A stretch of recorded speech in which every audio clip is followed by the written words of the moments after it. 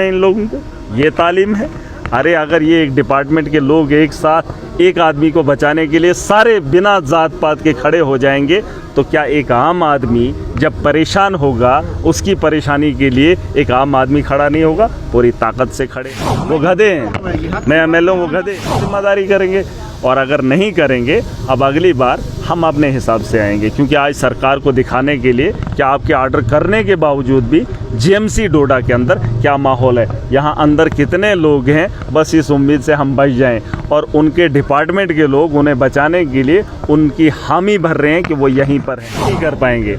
अभी असेंबली का सेशन लगेगा, पूरी ताकत के साथ इन सवालों का जवाब सरकार को मांगा जाएगा और देश को बताया जाएगा कि यहाँ पे धांधली क्या हो रही है और माफिया कौन है। मुझे पता है कि यहाँ कुछ लोगों को तकलीफ़ होगी, लेकिन जब अगला सेशन होगा अगले महीने में, तो आप देखेंगे इन लोगों का हशर क्या आना नहीं जा रहा है। हठधर्मी है, कार्रवाई की जाए, हम देखेंगे कार्रवाई क्या होगी। मीडिया में तो चलता रहता है ना, सुर्खियों में आता रहता है। हम जब भी जाएंगे लाइव दिखाएंगे, और लाइव प्रोग्राम में बहुत सारे डॉक्टर, पढ़ा लिखा तबका है। तमीज़ की बात, तमीज़ की उम्मीद हम जैसे लोगों से करते हैं जिनका पहनावा अच्छा नहीं है। हमने कहा पहनावे से तमीज़ का पता नहीं चलता है, तालीम से तमीज़ का, तहज़ीब का पता नहीं चलता है। जो आवाम को लूटने में कसर नहीं छोड़ेंगे, फिर खुद को इज़्ज़तदार मानेंगे।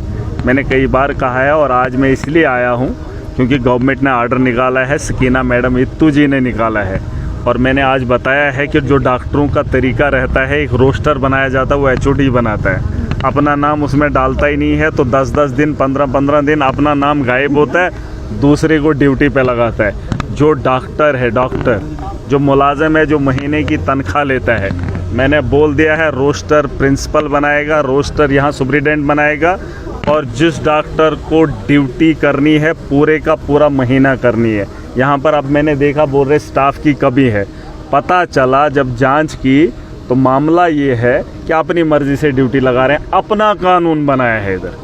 अरे अगर डॉक्टर है तो 8 घंटे ड्यूटी करनी है, दिन में 8 घंटे करने हैं, महीने में 10 दिन ड्यूटी करने को नहीं बोला है। उसको पूरे महीने की सैलरी उसको बदलेंगे। और जो यूनिफॉर्म नहीं लगाए हैं कुछ लोग, अभी भी मैंने सुप्रिटेंडेंट साहब को बोल दिया है, अभी सरकार ने जो ऑर्डर निकाले हैं उसको फॉलो करना पड़ेगा। नहीं करेंगे, जैसे उनको जिम्मेदारी दी है, अब देखेंगे क्या जिम्मेदारी करेंगे। और अगर नहीं करेंगे, अब अगली बार हम अपने हिसाब से आएंगे, क्योंकि आज सरकार को दिखाने के लिए कि आपके ऑर्डर करने के बावजूद भी जीएमसी डोडा के अंदर क्या माहौल है, यहाँ अंदर कितने लोग हैं, बस इस उम्मीद से हम बच जाएं और उनके डिपार्टमेंट के लोग उन्हें बचाने के लिए उनकी हामी भर रहे हैं कि वो यहीं पर हैं। अरे तुम एक डॉक्टर को बचा रहे हो, उसकी सैलरी कम हो जाएगी या सस्पेंड हो जाएगा या टर्मिनेट हो जाएगा, लेकिन आप उन लोगों की भी बात कीजिए जो जान बचाने के लिए इस हॉस्पिटल में आए हैं। ये एजुकेशन है इन लोगों को? ये तालीम है?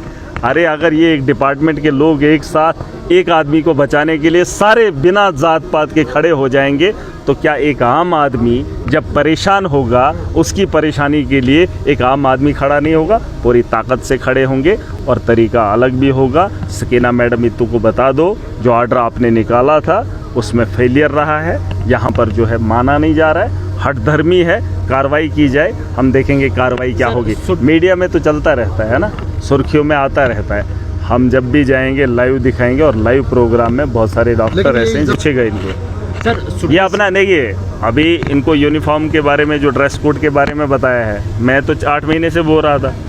अब इनने ऑर्डर निकाला, मैंने तो खाली आई कार्ड डालने को बोला था और नेम प्लेट, उनने वो भी डलवा दिया है ना। अब इनने 3 चीज़ें करने को बोला, अब सरकार ने बोला है ना, तो करना पड़ेगा। अब मैं सरकार के ऑर्डर को फॉलो करवाऊंगा। अब वो वाली बात ख़त्म हो गई। अगर नहीं करेंगे, हम कार्रवाई की मांग करेंगे।